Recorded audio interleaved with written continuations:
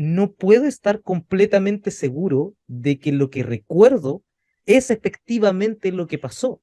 Y eso es un acto de humildad importante en cómo llevamos nuestras vidas. Simplemente tener ese conocimiento, que las memorias no son un retrato fidedigno.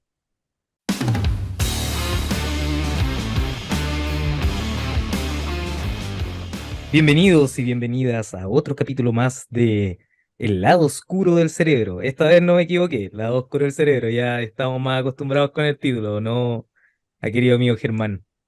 Así es, pues, querido amigo Claudio. Ya nos estamos aprendiendo Nuestros nombres. nuestros nombres. Bueno, y el capítulo de hoy día precisamente tiene que ver con las memorias. Así que vamos a hablar un poquito de aprendizaje, un poquito de memoria. Vamos a ver cómo las memorias, por ejemplo, se pueden fortalecer o se pueden borrar o se pueden debilitar. Nos vamos a meter en ese mundo, en el mundo de las memorias, que de alguna forma tiene que ver con nuestro día a día. Nosotros vivimos llenos de memorias, ¿cierto? Eh, y tenemos experiencias de memorias todo el día. Entonces vamos a meternos en ese mundo, vamos a conversar un poquito de eso, vamos a tratar de entender un poco la memoria, el fenómeno de la memoria, y vamos a ver varios fenómenos entretenidos relacionados con las memorias. Así que esa es la idea, ese es el plan que vamos a tener hoy día. Si es que logramos recordarlo. Si es que nos acordamos de todo lo que tenemos Ah, planificado, de la pauta. un chiste de memoria en un capítulo de memoria. Bueno, igual es importante presentarnos nuevamente, querido amigo. Yo soy Claudio Artigas, doctor en neurociencia, psicólogo de profesión, y junto a mí en la siguiente cámara que ven al costado. Sí, bueno, yo soy Germán y también soy doctor en neurociencia y también psicólogo de formación. Así que hemos seguido caminos similares, ¿o no? Por ahí, Sí, sí. muy similares. Sí, bueno, si quieren saber más sobre nuestra historia, por favor, vayan a visitar el capítulo 1 de El lado oscuro del cerebro. Así es. Y en ese capítulo hablamos un poquito sobre el futuro de la neurociencia, así que está bastante interesante. Pero bueno, entremos de lleno al tema de la memoria, que es el tema que nos convoca hoy día. Y yo quisiera recordar, ya que estamos hablando de las memorias, un caso, y es un caso emblemático de la neurociencia. Es decir, para las personas que quieran meterse en el mundo de la neurociencia, tienen que aprender sobre un caso particular que es verdaderamente fascinante. Y posiblemente con ese caso partió el estudio moderno de la memoria. Estamos hablando del caso HM. Entonces, ¿por dónde partimos? ¿Quieres decir algo, Claudio? ¿O yo cuento un poquito la historia? ¿Cómo lo hacemos? Pucha, o sea, principalmente tirar el chiste que siempre cae y que uno hace en clase, decir, no la tienda, no es la tienda, ese es H&M, este es H&M. Que sí, es el caso más emblemático que podríamos decir. Yo creo que el caso emblemático de memoria, no por precisamente porque sea como el más raro o lo más curioso, sino por el aporte que dio a la memoria. Hay que recordar, y aquí vamos a irnos con un poquito de historia, que en el inicio de la psicología, cuando la psicología no podríamos decir en particular que era como tal, teníamos a Ebbinghaus, que dijo, bueno, si uno puede recordar cosas, también puede olvidar cosas, que en parte es lo que le da el nombre a este capítulo, y lo que hacía era fácil, le decía, oye, mira, tú tienes esta cantidad de letras, repítemelas al cabo de 30 minutos, una hora, 5 horas, un día, una semana, un mes, y iba dibujando una curva de cómo iban avanzando la cantidad de elementos que se iban sosteniendo, y así puedo observar una curva de olvido. Estoy diciendo los tiempos de forma abstracta, random, no fueron específicamente esos tiempos, pero para que la gente se haga una idea. Y esto fue importante porque fue una de las primeras aproximaciones que vamos a tener a entender el fenómeno de la psicología, en este caso el fenómeno de la memoria. Y hasta ese momento, y esto es lo interesante, hasta ese momento la memoria era una sola Exactamente. memoria, Y hasta bueno, que llega H HM. M. Y también hubo otros autores como Carl Latchley que se preguntaban, bueno, ¿dónde están las memorias? Y hacía experimentos en ratas, por ejemplo, viendo si estaban en la corteza o no. Entonces, hubo pioneros, eso sí, en el estudio de la memoria, pero nosotros vamos a saltar saltar más o menos a los años 50, donde se da este caso, el caso HM, que luego, bueno, HM son las iniciales de esta persona, que luego sabemos que su nombre real era Henry Molaison, él ya murió aproximadamente el 2008. Entonces, bueno, la historia cuenta que HM era un niño tranquilo, feliz, pero un día sufre un accidente. Él estaba andando en bicicleta tranquilamente y se cae de la bicicleta, se pega en la cabeza y a partir de ese momento, a través de su niñez y también adolescencia y juventud, comenzó a desarrollar ataques de epilepsia. Ahora, estos ataques de epilepsia fueron creciendo a través del tiempo, cada vez era más recurrente, más recurrente. Entonces, imagínate que su actividad cerebral de repente se volvía loca. Entonces, obviamente, pensemos en la epilepsia de la siguiente manera. Imaginemos una orquesta. Tenemos diferentes músicos. Cada músico tiene que tocar su parte, ¿cierto? Y un instrumento particular. Tenemos los violines, el trombón, qué sé yo, el contrabajo, etcétera. Pero en el caso de la epilepsia es como que todo empieza a funcionar como una sola unidad, como todo al golpe de un bombo. Bueno, Se podría decir que es como casi que de repente en esta orquesta que está tocando de una forma sincrónica, instrumentos más altos, instrumentos más bajos, más rápidos, más lentos, todo llevado por el director de orquesta y que de repente los violinistas dicen, ¿sabes qué? Este es mi momento de brillar. Y todos los violinistas van y se pegan un solo en contra de los deseos del resto de la orquesta y desarticula todo. exact- Desarticula eh, absolutamente todo. exactamente. Es un poco como, ¿te acuerdas de la banda del Chavo del Ocho, donde todos tocaban al mismo tiempo lo mismo? Algo así. Bueno, eso pasa en el cerebro y obviamente no es algo positivo, algo beneficioso. Tenemos diferentes módulos que debiesen funcionar de manera distintiva, de manera específica. Bueno, entonces, más o menos a los 27 años, HM consulta con un neurocirujano muy importante en ese tiempo, con William Scoville. Entonces William Scoville dice, mira, lo que podemos hacer es una cirugía experimental. Podemos remover estas partes que yo creo que tienen que ver con la epilepsia. Y de esa forma quizás te puedes curar. Veamos. Pero ojo, ojo que yo generalmente presento a este cirujano como, no en el sentido de que era un charlatán, pero lo presento como el doctor Nick de Los Simpson, no porque sea charlatán, lo reitero, sino porque era conocido Era muy porque reconocido, sí. eh, tendía a hacer cirugías experimentales. Sí. Ah, él Pero a tenía la una vez era muy idea y decía importante. como, démosle, pero bueno, esto es altamente experimental y que HM lo va a experimentar, valga la redundancia, de primera mano. Sí. Y bueno, esto en verdad no se sabía muy bien qué podía pasar. Y de hecho, por eso se permitió, por eso era una cirugía experimental, pero Scoville tenía mucha experiencia y en verdad era un cirujano bastante reconocido. Pero bueno, ¿cuál fue la cirugía? La extracción, o podríamos decir remoción bilateral de una estructura que se llama hipocampo. Nosotros tenemos un hipocampo en cada lado. Entonces, si nosotros ponemos, por ejemplo, nuestros dedos acá y pudiésemos ingresar más o menos 2 centímetros hacia adentro, nos vamos a encontrar con nuestros hipocampos. Bueno, eh, estas estructuras fueron removidas, ambas. Antes hacían este tipo de cirugía, pero solamente se removía un hipocampo y al parecer no sucedía mucho. Pero en el caso de HM se removieron ambos hipocampos, remoción bilateral. Entonces, ¿qué pasó? ¿Cuál fue el desastre, Claudio? Mira, antes de pasar a cuál fue el desastre, si me pudieras permitir un poquito compartir pantalla para que Sí, quedara aquí, para que lo vieran directamente. vamos a permitir aquello. Dame un segundito. Ahí, ahí. Mira, aquí lo ves acá mi pantalla. Perfectamente. Quiero que observemos acá, si pueden ver mi flechita. Esto es un cerebro normal, vamos a ponerlo entre comillas, pero que no le falta nada. Aquí podemos observar el cerebro desde una parte desde acá abajo, como si hubiéramos puesto una cámara aquí, como, ahí donde está mi micrófono aquí.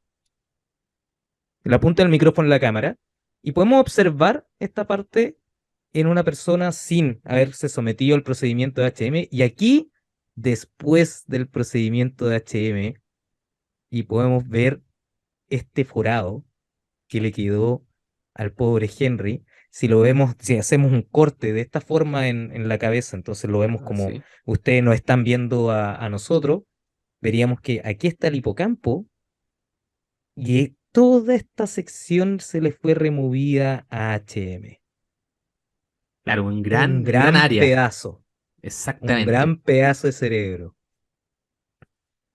Y bueno, ¿qué sucedió?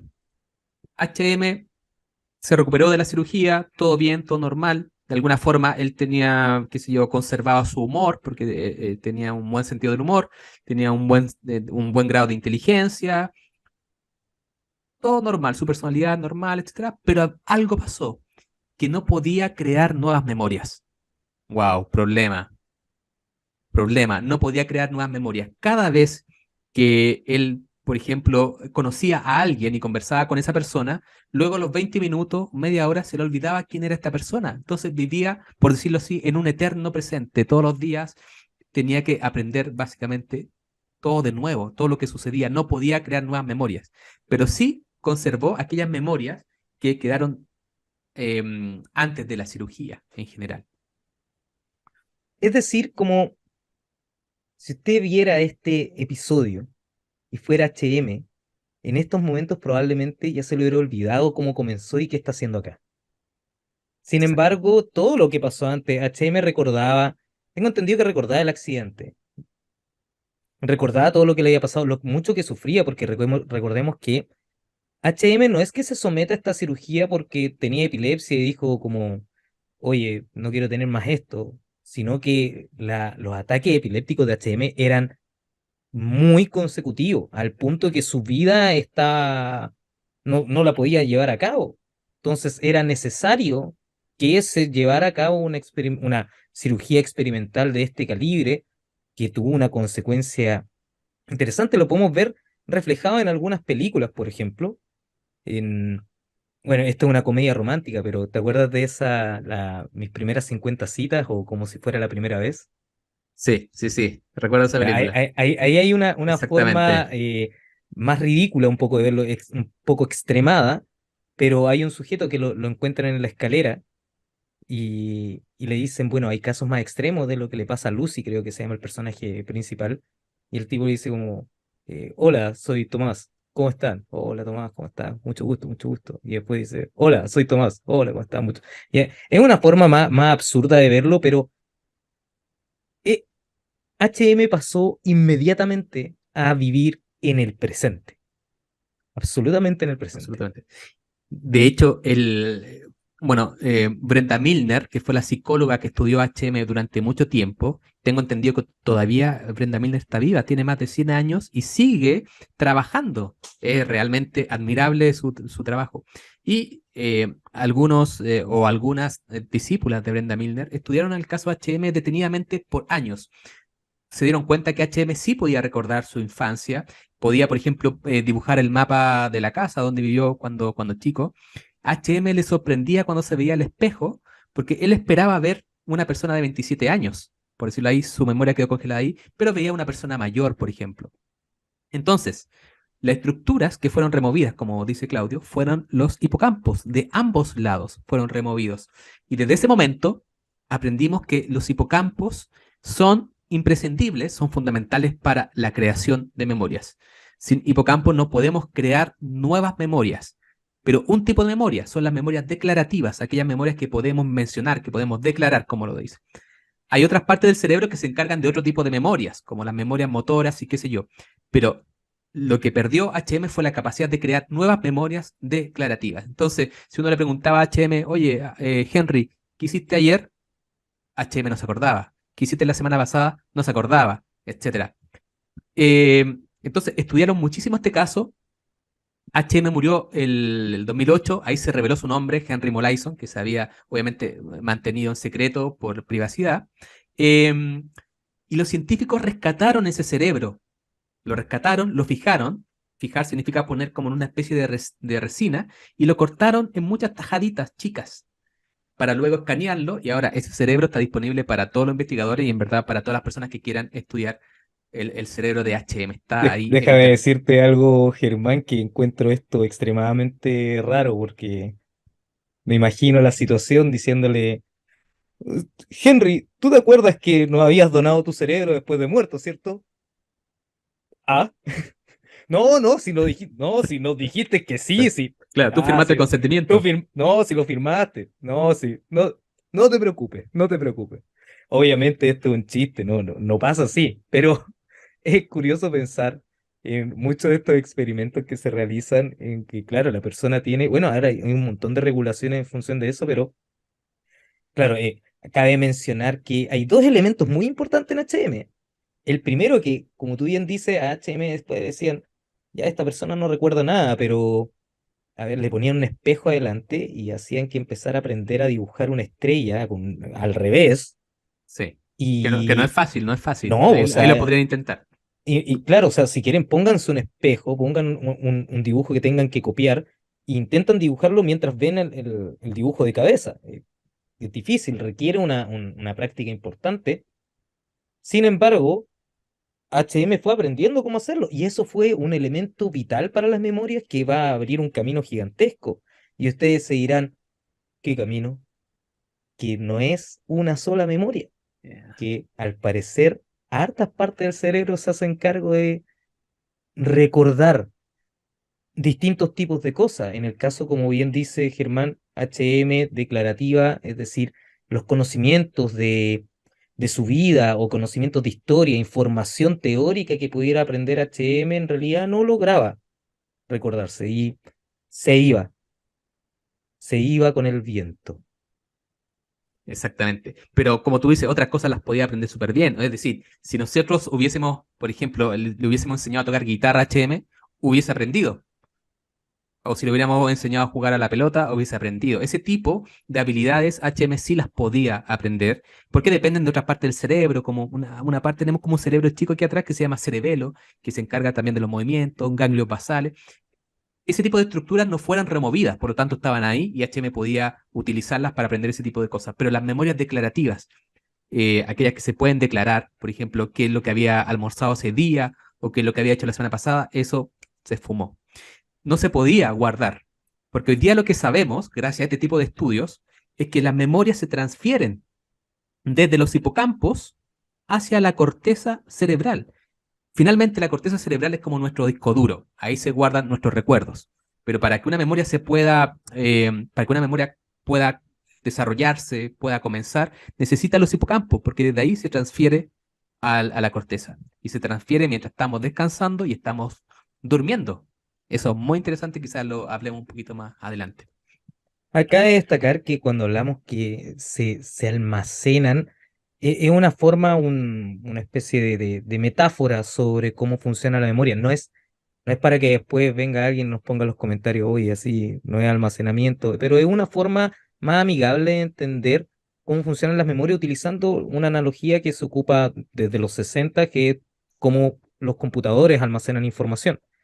No es específicamente así, pero a efectos de la historia de HM, la información no lograba grabarse en el disco duro. Exactamente. No lograba, el nombre técnico es consolidarse.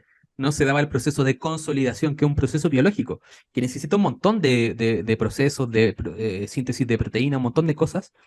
Y básicamente esta transferencia de información no se lograba dar. Entonces la memoria no lograba consolidarse. Ahora bien, con ese caso, eh, a todo esto, un paréntesis, no se sabe muy bien, y esto también lo discuten las discípulas de Brenda Milner, los discípulos, que no se sabe muy bien si lograba o no eh, crear memorias emocionales, por ejemplo.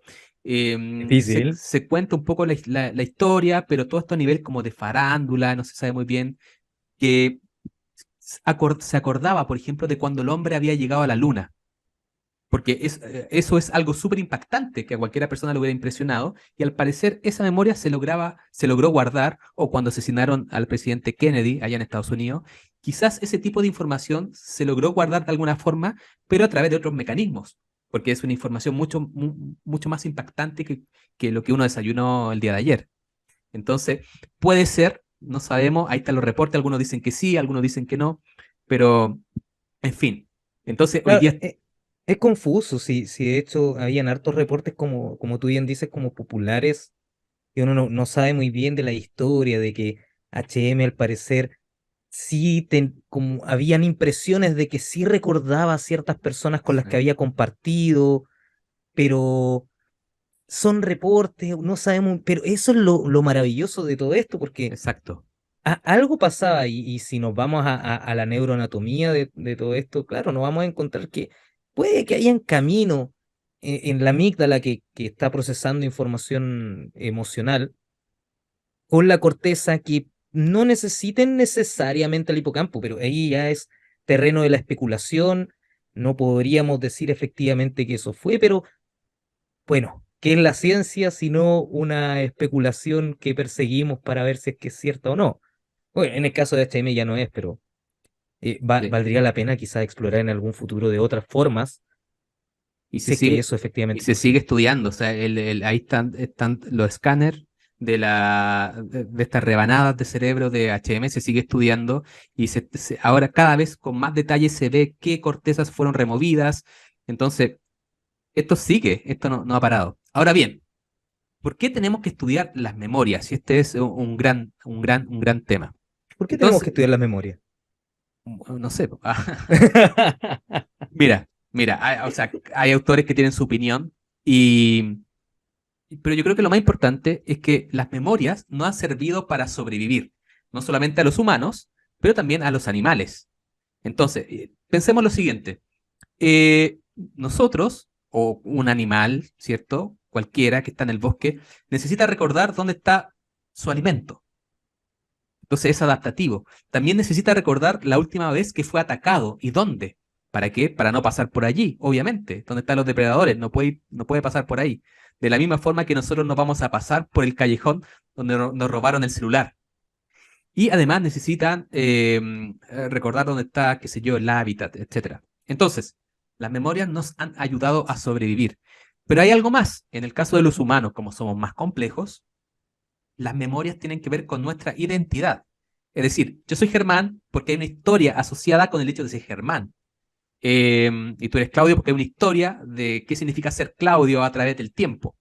Sin aquello, nuestra identidad se pierde y hay muchos trastornos mentales donde las memorias se empiezan a perder y la persona empieza a perder su identidad. Por ejemplo, en Alzheimer, en algunas demencias, etcétera. Entonces, nos sirve para adaptarnos, pero también en el caso del humano es porque está anclada a una identidad. Por eso es importante estudiar las memorias. Eh, Tienen que ver con elementos que nos definen en última instancia. Sí, hay que tomar en consideración que cuando recordamos, lo podemos ver en caso más habitual de recordar que comí ayer, es como el ejemplo que uno siempre da, pero tú tienes una forma de abordar el mundo y esa forma de abordar el mundo ha tenido consecuencias en este mundo, que también esas consecuencias te afectan de cierta forma y esa consecuencia es lo que se va guardando. Lo podemos ver en el caso más mínimo de yo tengo esta semillita y soy un pajarito y quiero comer en el futuro, entonces guardo esta semillita aquí y después vuelo y vuelvo después de un par de semanas a buscar la semillita y la retiro, lo cual es una forma, voy a pecar de ocupar esta palabra, pero simple de verlo. Pero en el caso de los humanos, más allá del trauma que podemos ver de la persona que no quiere entrar al pasillo, también nos van enseñando a qué es lo que nos gusta, con qué hemos tenido buenas experiencias va determinando nuestros sabores favoritos, nuestra música favorita. Generalmente, ustedes lo pueden hacer en su casa, por ejemplo, que ese olor que les recuerda La casa de la abuela. la casa de la casa de la abuela, como estas personas dicen, no me gustan las frituras, pero me encanta el olor a sopaipilla, porque mi abuelita hacía una sopaipilla exquisita. Chuparse los O dedos. claro, o una canción en particular Sí. que te lleva a un momento en el que se definió cuál iba a ser tu gusto musical, qué canciones te iban a gustar más. Yo me acuerdo esto es como más anecdótico, pero de mi destape en mi adolescencia, cuando todos escuchaban Iron Maiden, y yo decía, ¿Ya? no me gusta Iron Maiden, a mí me gusta Coldplay, pero Eran los 90, no se podía hacer esas cosas. ¿Y ahora te gusta Iron Maiden o no? No, nunca me lo, Oh, nunca, pero nunca, o sea, es que como... hay canciones buenas, mira, hay canciones buenas de Iron Maiden, pero no me siento con la expertise de decir, me gusta Iron Maiden porque si no va a venir un montón de gente a decir, a ver, dime, ¿cuál es el disco? Bla, bla, bla. No, entonces, Claro. ¿para qué? ¿Para qué? ¿Para qué? Solo digo, me gustan algunas canciones de Iron Maiden. Pero a lo que voy es que, independiente de Iron Maiden o no, que probablemente me gane el odio de muchas personas, lo que va pasando es que estas memorias, este aprendizaje, va quedando en cierta medida y va formando lo que va a ser nuestra identidad y nuestra personalidad. El grave problema es que tendemos a pensar que la memoria es un retrato fiel de la realidad. Y la verdad es que está muy lejos de eso. Exactamente. De hecho, hoy día se plantea que cuando uno recuerda, por ejemplo, uno recuerda la infancia, uno en verdad está recordando la última vez que recordó la infancia. Entonces, imagínate, es como nuestro cerebro no almacena, no guarda, por decirlo de alguna forma, no guarda el archivo original. Cada vez que recordamos algo, eso va cambiando, va cambiando, va cambiando. Es como que estamos recordando el archivo actualizado y ese archivo actualizado puede estar totalmente distorsionado en relación a la memoria original. Entonces, por eso nos asombra muchas veces cuando volvemos a un lugar de nuestra infancia, por ejemplo, una casa que vivíamos cuando éramos chicos y nos parece totalmente diferente a como la recordábamos. Ahora, quería decir algo antes de eso. También es importante estudiar la memoria porque hay un montón de trastornos psiquiátricos y difícilmente podamos pensar en un trastorno, psiquiátrico cualquiera donde no hay una falla de memoria, para bien o para mal. Por ejemplo, qué sé yo, en la depresión hay memorias positivas que están deterioradas, pero las negativas están exacerbadas. En la esquizofrenia, en Alzheimer, las memorias están deterioradas. En el trastorno por estrés postraumático, que la gente los conoce simplemente como traumas, hay memorias emocionales súper exacerbadas, donde la persona va caminando por la calle y de repente se acuerda de lo que le pasó, eh, o tiene flashbacks, o tiene pesadillas, etcétera. La persona está todo el día recordando aquello que le sucedió y que es traumático. Entonces, también es importante estudiar las memorias porque tenemos que buscar soluciones para estas fallas de memoria en todos estos trastornos. Em, por eso es un tema de mucho interés. Hoy día en neurociencia hay muchas lucas que se están poniendo en investigación en muchos laboratorios en todas partes del mundo para estudiar estos fenómenos y quizás los cambios de memoria también sean la base de lo que está sucediendo en psicoterapia. Eso quizás lo podamos comentar más adelante en otro programa. Sí, es importante lo que mencionas porque yo tenía un profesor que decía que la enfermedad a la que más él le temía era el Alzheimer, porque era perder quién era él, era perder su La identidad, identidad, exactamente lo que estábamos hablando. lentamente irse perdiendo a sí mismo. Eso yo lo encontraba como cuando lo dijo, me quedó grabado para siempre, porque era claro, porque a medida que tú vas, bueno, quizás podríamos dedicarle como un capítulo entero a Alzheimer, Sí, de todas pero maneras. sí, porque hay mucho que hablar de Alzheimer, pero la persona le va pasando una especie, podríamos pensar que le pasa algo como lo que le pasó a Henry Molaison. Y de repente despierta y ve a una persona que está delante, la hija, por ejemplo, y le dice, mamá, ¿dónde estamos? Es un elemento muy importante que relata mucha gente, y bueno, también me ha pasado cuando está un Alzheimer avanzado, que empieza una confusión importante sobre el tiempo, porque claro, o sea, hay un deterioro constante de todo lo que forma la memoria en sí, y eso es perder tu identidad. Ahora, yo quería llevarte como al siguiente tema, Germán, que encuentro muy importante, porque lo del Alzheimer a clickbait para, Hay que hacer un para... programa especial para eso, Sí, es que absolutamente. si nos Sí, metemos al Alzheimer, no si vamos no, a salir pues, del sí, Alzheimer. exactamente. Pero lo vamos a dejar anotado para una próxima Sí, sí, ocasión. sí, Hay sí, muchos capítulos que van a venir, así que no hay problema. sí. Pero te quería llevar al tema de cómo la memoria sirve, no solamente veámoslo desde el punto de vista del trastorno, sino que también en el punto de vista del día a día.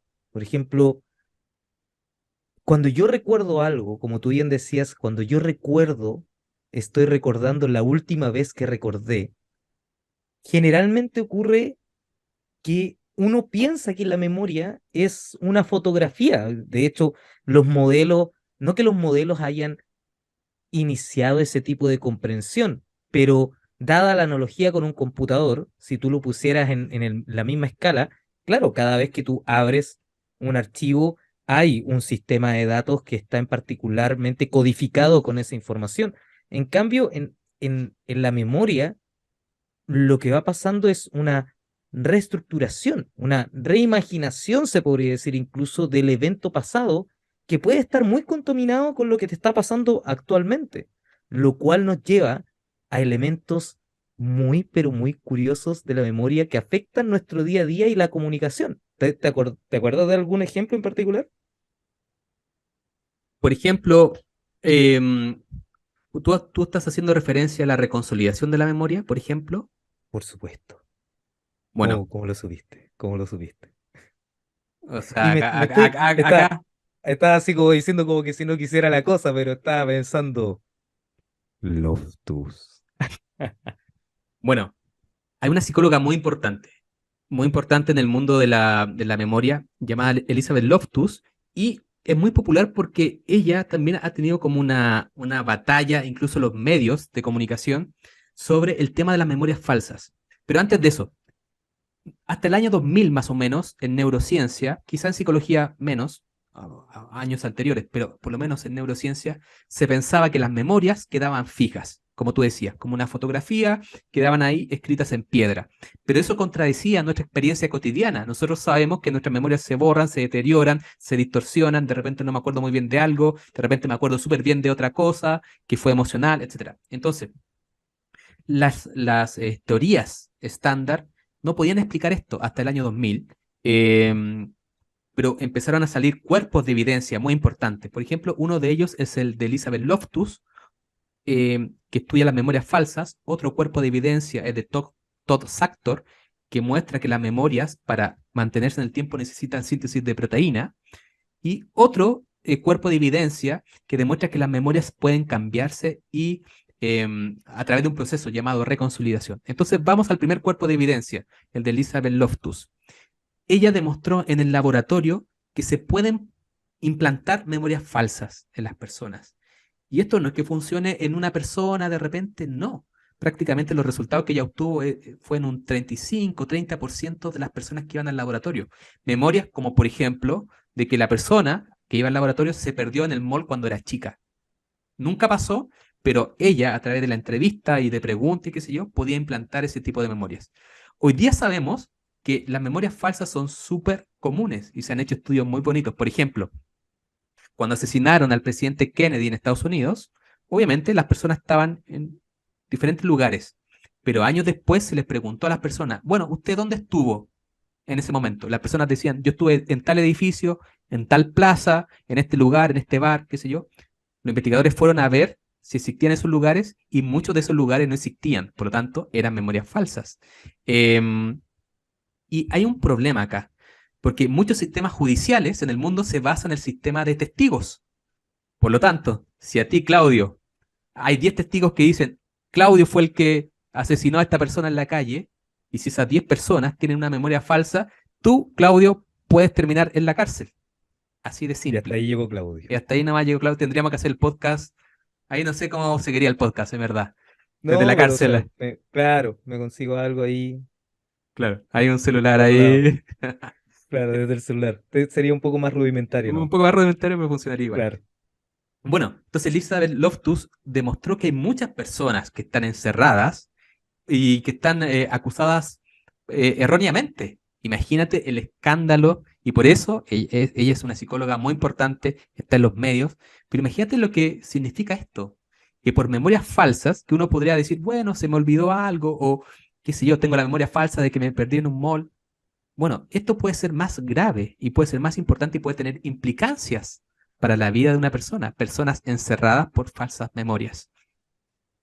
Sí, y mira, y ahí estamos viéndolo como algo extremo, pero podemos llevar lo mismo a algo más cotidiano. O sea, en una discusión cuando alguien dice, no, pero es que tú me dijiste esto, no, es que tú dijiste esto, no, pero es que tú dijiste, no, pero es Claro. que tú dijiste esto. ¿Qué tanto podemos confiar en función de lo que sabemos de cómo funcionan nuestras memorias, de quién está realmente diciendo la verdad? Con esto no estoy diciendo que toda percepción es válida y que toda la realidad de una persona es igualmente real y que eso se puede llevar, lo podemos conversar en algún momento, pero puede llevar a mucha confusión. Pero lo que sí es verdad es que la memoria, y este es un punto importantísimo que lo veníamos hablando desde el principio, es adaptativa. Funciona en orden de permitirnos adaptarnos mejor al ambiente, no de Exactamente. almacenar absolutamente todo, ¿no? Porque, o sea, Exactamente. imagínate, un cerebro no podría lograr almacenar específicamente todo y cada uno de los detalles. Hay, bueno, ahí No, no me voy a meter claro, es porque que no lo no, conozco muy bien en realidad. claro, es que no tiene sentido para nuestro sistema. Imagínate que tú estás en un bosque, ahí tranquilo, paseando, y de repente ves un oso. Tú no necesitas guardar en HD cada imagen del oso, cada pelo. No, lo que te interesa, lo que le interesa a tu sistema es que en ese lugar hay un oso, no te vayas a meter ahí de nuevo porque es peligroso. Llevo un Punto. bosque. Y en ese bosque específicamente, y listo. Se acabó. No necesitas más información que aquello. Ese es un bit de información y se acabó. No hay nada más. Entonces, claro, no somos grabadoras, no somos filmadoras donde vamos acumulando detalles que en verdad no nos van a servir. A mí me sirve, por ejemplo, saber más o menos cómo llegar a la universidad, pero no me sirve todos los detalles del trayecto, cada estación o cada lugarcito. No, no, me interesa ya, metro y llego hasta allá y después allá. Poquita información y eso me basta. Entonces, la memoria funciona de esa forma, capturando lo que sirve, como tú dices, para adaptarnos. Eso es muy interesante porque fíjate que partimos de una memoria que está centrado en cuántos elementos, eh, cuánto puedes almacenar. Después partimos a que la memoria no era una sola, sino que habían distintos tipos, con todo el aporte, el gran aporte. O sea, hay que recordar, HM creo que es una de las personas más estudiadas dentro de las neurociencias, por lo menos, si es que no me Posi- equivoco, si no me estoy carrilando. posiblemente la más estudiada, yo diría. Y que nos damos cuenta que hay distintas memorias. Y después nos vamos encontrando con que ni siquiera las memorias son fijas, sino que son extremadamente plásticas, porque sirven para adaptarse, sirven para lo que necesitemos en el día a día. Y yo creo que esa información, el ver la evolución de la memoria como proceso, es muy útil para nuestras vidas. A mí, por lo menos, cuando yo me puse a estudiar memoria y cuando empezamos a ver, porque, bueno, debo mencionar que aquí el doctor Campos es un experto en reconciliación. Y cuando ingresé al tema y conversábamos, para mí me ayudó bastante el darme cuenta que no puedo estar completamente seguro de que lo que recuerdo es efectivamente lo que pasó. Y eso es un acto de humildad importante en cómo llevamos nuestras vidas. Simplemente tener ese conocimiento, que las memorias no son un retrato fidedigno y calcado de nuestra realidad externa ni de nuestra vida. Exactamente. Imagínate, mira, voy a poner un ejemplo. Imagínate un día tú vas en la calle y de repente ves un asalto. O, hagámoslo más dramático, ves un asesinato en la calle. Ya, tú eres testigo. Supongamos que eres testigo único de lo que sucedió. Ok, al otro día tú lees la noticia que en internet. Pero ahí hay una pequeña diferencia en la versión de internet con tu versión, con lo que tú viste. Pero luego tú a las 2 o 3 semanas tienes que ir a testiguar, por ejemplo, a un juicio.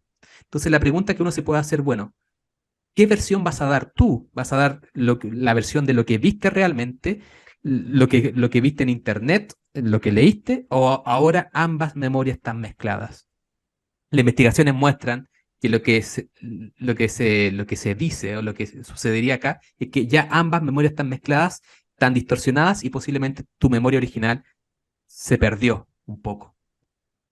Y eso nos lleva a un tema, Claudio, súper importante, el tema de cómo las memorias se modifican cómo las memorias se reconsolidan, porque al comienzo hablamos de consolidación, cuando las memorias se guardan, pero hoy día sabemos que las memorias se pueden reconsolidar, o sea, pueden volver a consolidarse, pero de otra forma. Entonces, imagínate lo siguiente, imagínate que tú estás leyendo algo, no, mejor otro ejemplo, supongamos que tú fuiste de vacaciones, ok, eso es una memoria que está guardada en tu cerebro. ¿Cuándo? Porque no he ido de vacaciones hace mucho tiempo. Oh, pero ¿cómo puede ser eso? No, tienes que tomarte vacaciones, claro, tú estás trabajando mucho. Tienes que tomarte vacaciones.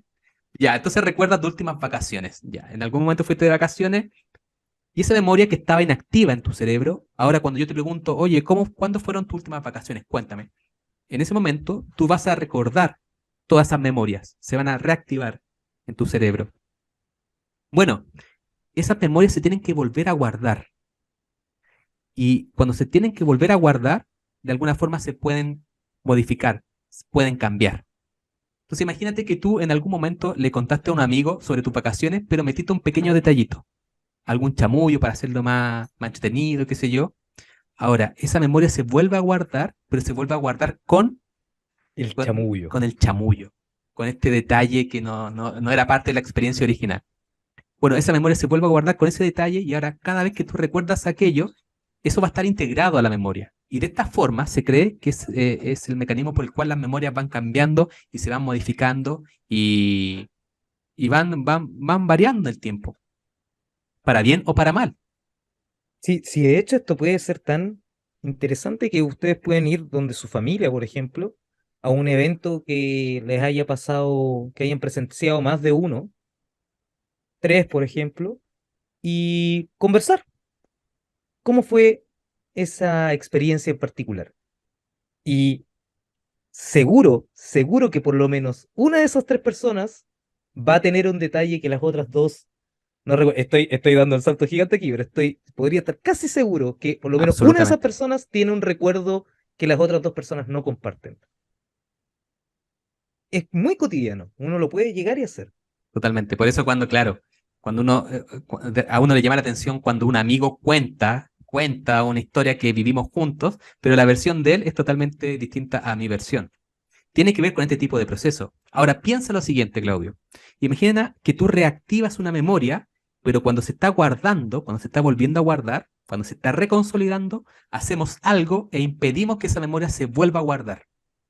Eso lo podemos hacer. En el año 2000, Joseph Ledoux de la Universidad de Nueva York, que a todo esto tiene una banda de rock, los Amigdaloides, pero muy mala. No la recomiendo. Pero bueno, es un Oye, pero paréntesis. qué buena promoción. Espero que alguna vez nos vea Ledux y diga Oh, como, no, ¿verdad? Oh, voy a ¿verdad? ver este episodio de que me recomendaron. Y ahí que me oye, esa banda, o cómo la. Pero buen neurocientífico, Claro, pero mal para ser músico, hay que músico es decirlo. un buen neurocientífico. Bueno, Joseph Leduc de la Universidad de Nueva York y su grupo descubrieron esto en ratas, que podían de alguna forma, cuando la memoria se estaba reconsolidando, podían hacer cosas para borrar la memoria y esa memoria no se volvía a guardar. Entonces, es como, supongamos, para entenderlo, que tú tienes un archivo en un computador, ¿ok? Y cuando lo estás guardando, tú desconectas o apagas el computador a la mala. Puede ser que ese archivo quede corrupto o se pierda para siempre. Porque cuando se estaba guardando, tú desconectaste todo el sistema. Tú no sabes qué va a pasar con ese archivo. Lo mismo con la memoria. Podemos reactivar una memoria y cuando se está guardando, podemos hacer cosas para evitar que se vuelva a guardar. Por lo tanto, esto se está estudiando en humanos. Eh, y esto podría tener implicancias porque podríamos no borrar, sino debilitar memorias, por ejemplo, en humanos, memorias traumáticas. Y es un gran campo de investigación. Imagínate que en Estados Unidos hay un montón de personas con trastorno por estrés postraumático, por ejemplo, veteranos de guerra. Nosotros los seres humanos no estamos hechos para la guerra. Entonces, si vemos una escena, si estamos en la guerra y vemos cosas muy intensas emocionalmente, por ejemplo, que matan a nuestro compañero, se va a desarrollar posiblemente un trauma. No en todas las personas, pero sí en un gran porcentaje. Y en Estados Unidos hay muchas personas, veteranos de guerra, con trastorno por estrés postraumático, que no pueden tener una vida normal, precisamente porque están recordando siempre lo que les pasó. Bueno, podríamos debilitar memorias en el caso de estos veteranos de guerra Es decir, activamos la memoria y luego hacemos algo para que no se vuelva a guardar de la misma forma.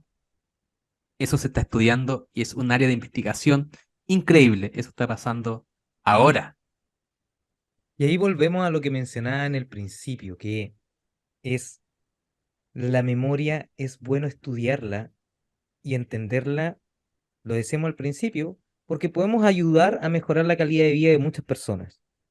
Pero más allá de eso, de ver, en este caso traumático, por ejemplo, también nos ayuda a mejorar la calidad de vida de una persona que no ha pasado por un evento traumático efectivamente.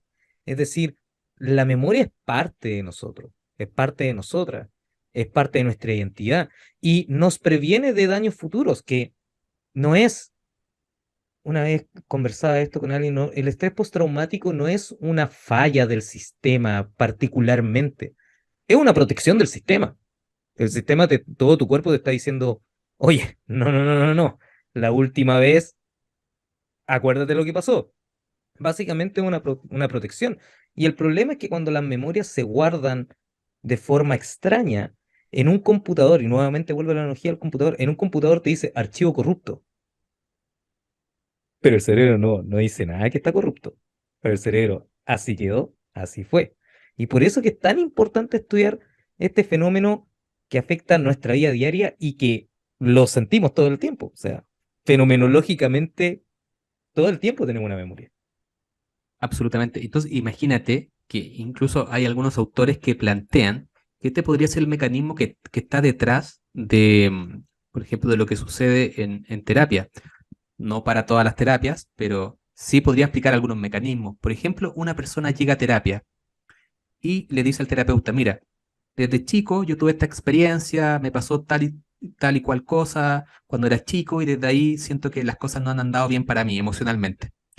Entonces, en ese momento la persona está reactivando su memoria, está contando su experiencia, ¿cierto? Entonces el terapeuta le dice, sí, tienes razón, te sucedió todo eso, eh, que es muy triste lo que te sucedió, pero en ese momento tú no eras responsable, tú eras chico, quienes eran responsables eran los adultos, y por tanto no es culpa tuya lo que te pasó.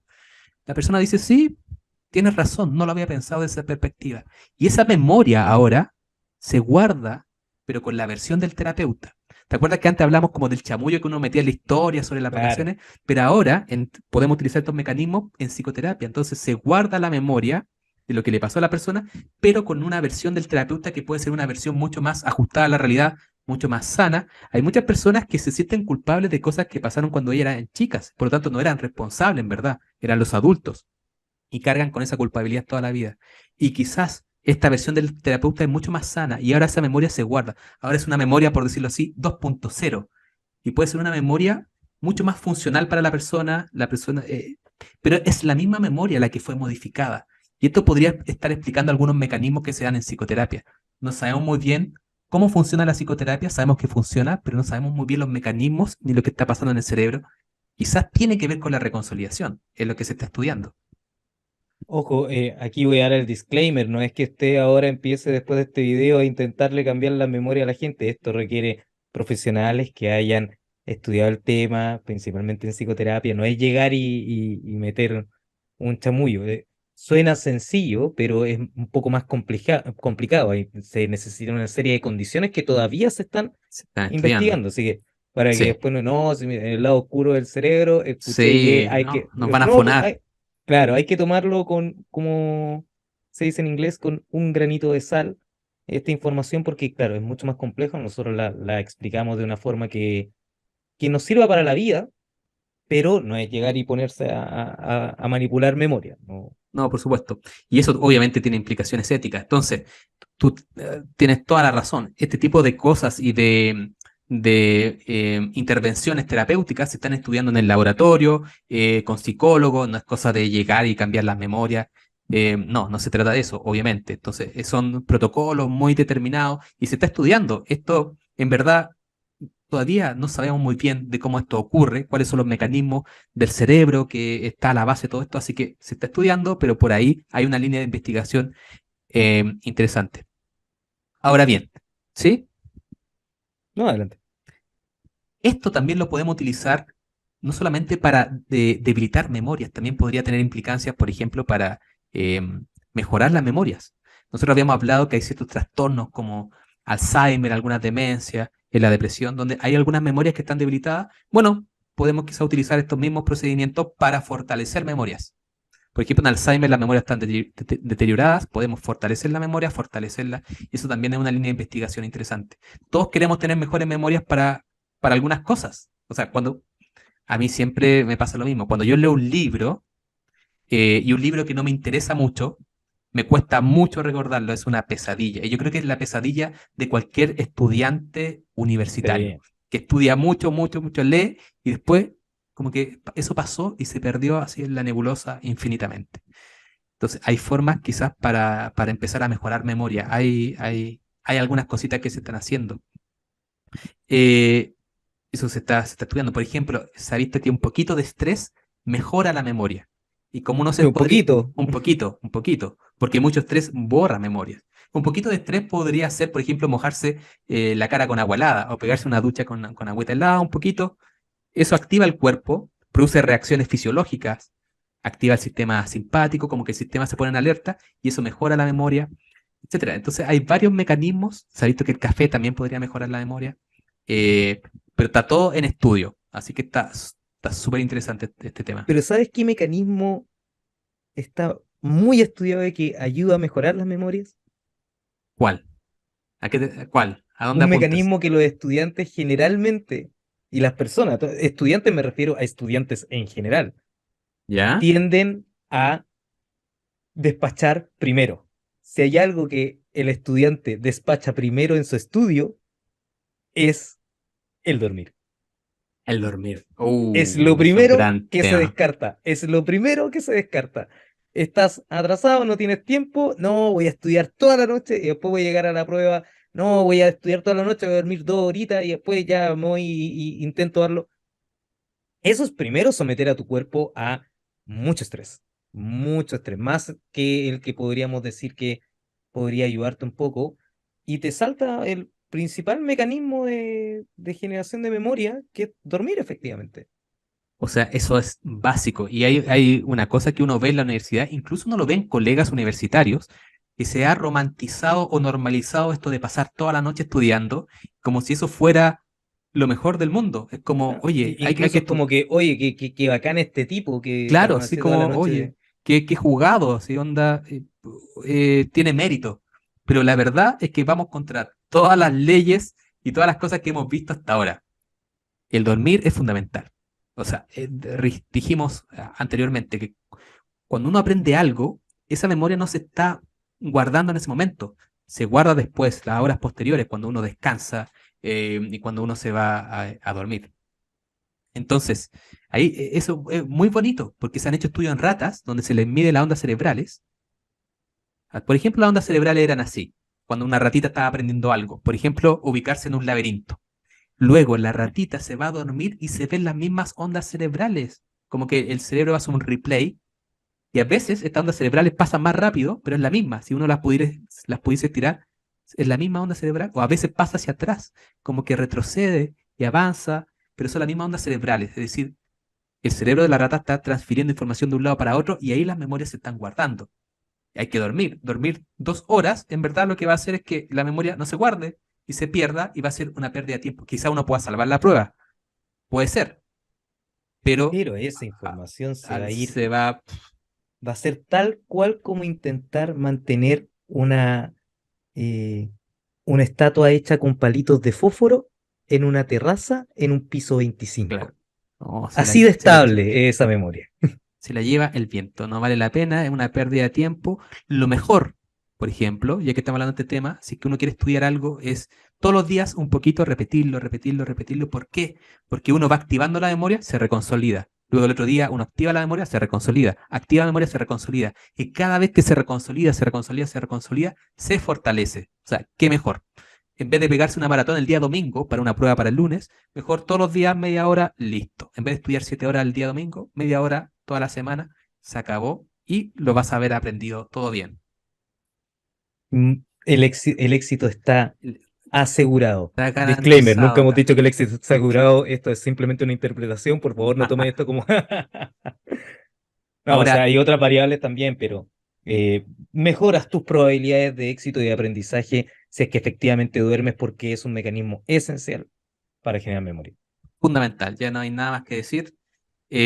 Así que hay otras cositas también que ayudan. Y hay una investigadora de la Universidad de Nueva York, Wendy Suzuki, que también ha estado investigando. Ella es experta en hipocampo. Entonces, eso nos Y da. en autos también. No, ahí te estáis No, confundiendo. No, chuta. Wendy Suzuki no tiene que ver con auto. Sí, no, es que se intervino mi memoria. Claro. Las neuronas hicieron un cortocircuito. Bueno, Wendy Suzuki es experta en hipocampo, es una eminencia a nivel mundial. ¿Cuál es el tema? Que ella ha estado haciendo algún estudio en relación al ejercicio físico y en relación a la meditación. Y ha visto los beneficios, incluso de meditaciones muy cortitas. Ahí pueden encontrar los artículos científicos de ella. Meditaciones muy cortas, pero tienen un gran impacto en cómo las memorias se almacenan, en la consolidación, etcétera.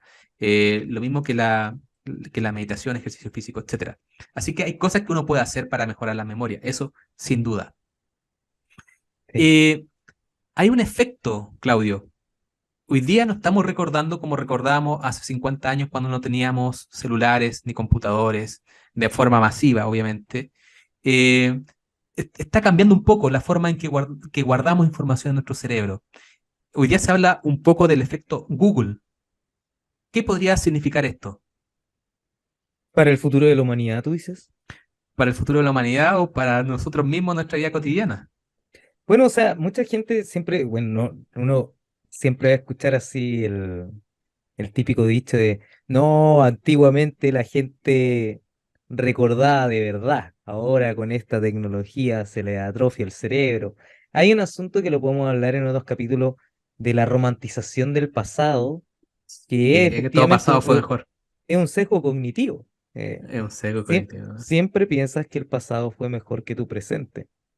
Eh, un sesgo cognitivo, así, en corto, es una forma que tiene nuestro cerebro de recuperar información o de percibir el mundo de forma más rápida. No necesariamente eso significa que sea de la forma más fidedigna, Claro. pero sí más rápida. Y muchas veces son errores sistemáticos que cometemos una y otra vez porque así está cableada nuestra mente nomás. Es más fácil funcionar así. Claro. Pero lo conversamos incluso antes cuando estábamos viendo el nombre de esta memoria, Transactive Memory, que se le denominaba como una memoria colectiva, pero no memoria colectiva en el término místico de la palabra, sino que en esa capacidad que tenemos de saber de, oye, ¿quién era el que sabía de esta cuestión de biología? Y de repente va y te acordáis del sujeto que sabe, pero no de lo que sabe, sino que él sabe. Pasa generalmente cuando uno está estudiando, que uno dice, no, mira, este loco es súper seco en estadística, no, este loco es súper seco en biología, este loco es súper seco en química. Es decir, tenemos información de quién, pero no necesariamente la información de qué. Y ahora, con el efecto Google, lo que pasa es que llevamos esto a escala globales. Ahora Exactamente. es un ente quien guarda la información que es Google, una extensión de nuestra memoria, algo Google, en donde no sabemos qué, pero sabemos dónde. Google. Google tirando para ChatGPT en estos momentos en que grabamos esta información. Pero mira, Google no nos está financiando, no nos está ojo. financiando ChatGPT Google, tampoco. Bing, Safari, lo que ustedes, cualquier BART, todo buscador. eso.